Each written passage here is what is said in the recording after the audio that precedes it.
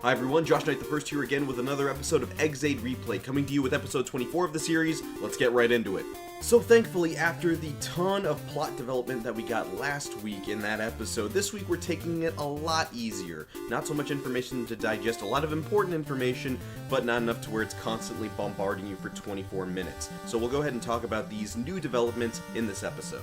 So we'll start by talking about our victims for the episode. So the people that contracted the Bugster virus were a band of 3 people in a group called Neidonzu who were auditioning to be the people to provide the GENM Corporation with the new game theme for something they have in development. Now this group consists of 3 members, Shido, Shishido, they're supposed to sound similar, and Sora.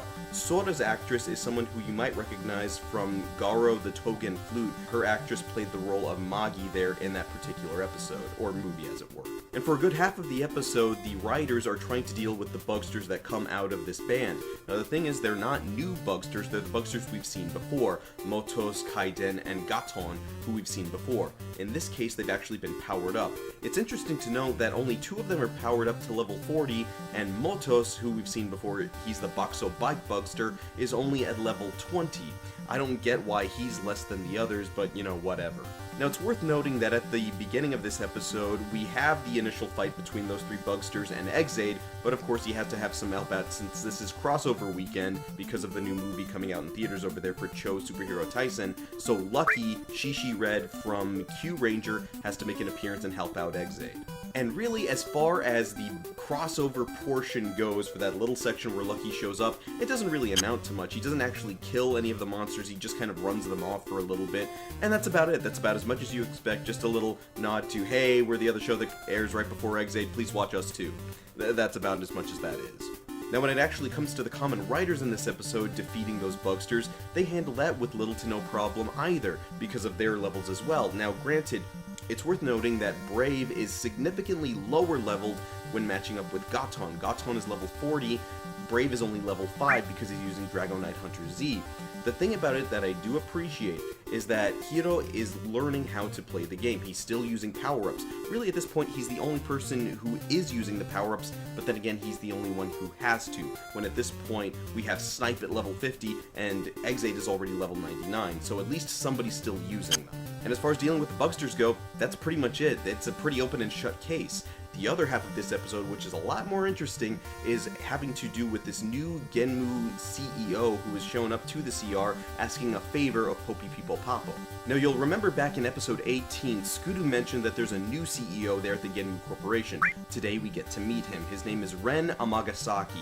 He's kind of overly dressed, very boisterous kind of guy who's asking for someone to finish this song for this game that they're developing. He doesn't say what the game is right off the bat, but he asks Asuna and then later Poppy People Papo, when he realizes who that is, to do this game theme for him. Now this request from Amagasaki leads to a new insert song for the series, which is called People Game. Now this actually happens to be sung by Poppy's actress, and she's there performing and singing on her own.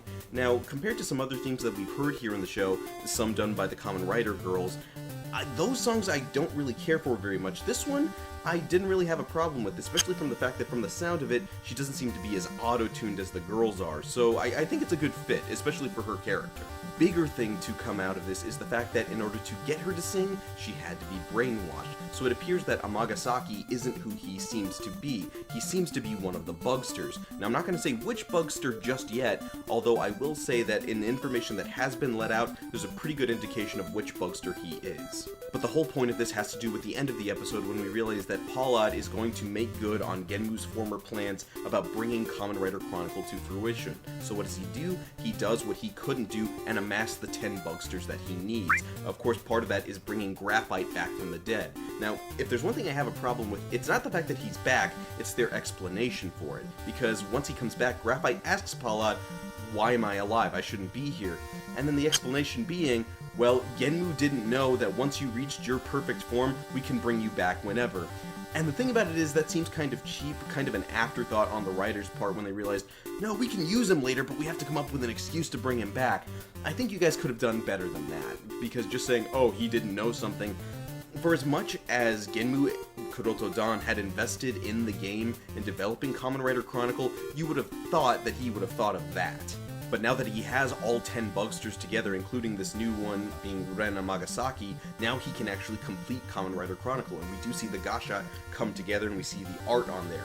This will all lead into next week's episode where we see a new chapter unfold. We're going to have more fights, more riders, these new kind of base, almost Riot Trooper-like riders here for Ex-Aid, and more death. I'm actually very happy for that, so long as it's not a character I care about, but at least there's still stakes to be fought over here in Ex-Aid.